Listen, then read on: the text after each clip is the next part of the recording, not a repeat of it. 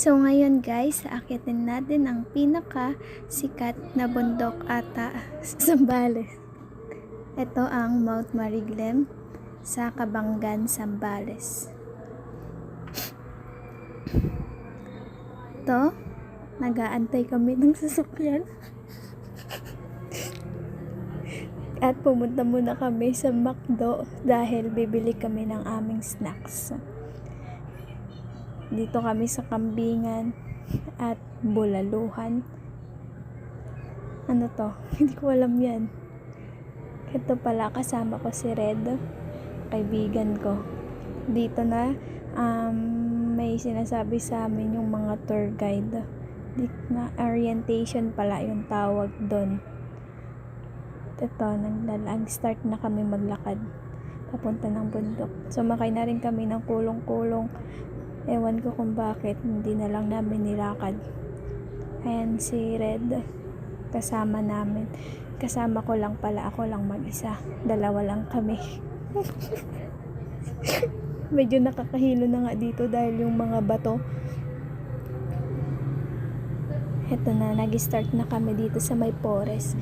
Nakit na namin. Medyo madilim pa nga dito guys kasi anong oras na din, anong gabi pa kami dyan.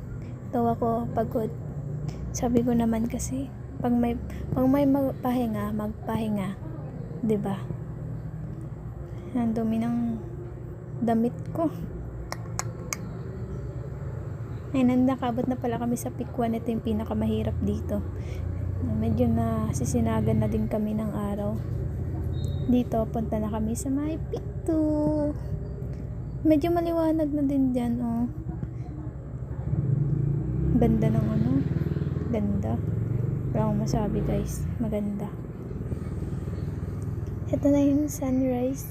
Grabe, nakaka-K-drama naman yung datingan dito. Wow. Grabe. Dahil humiga-higa pa ako sa grass. Wow.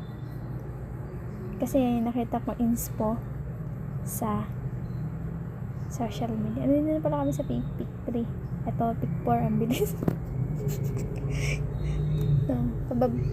Hindi, paakit pa lang pala kami uli. Grabe, ang ganda. Mount Mariglem, my mother mountain. Yes, girl. Mainit na din dyan, oh. Pero maaga pa yan. Pero mainit siya. Ganda ng pagkakaano dito.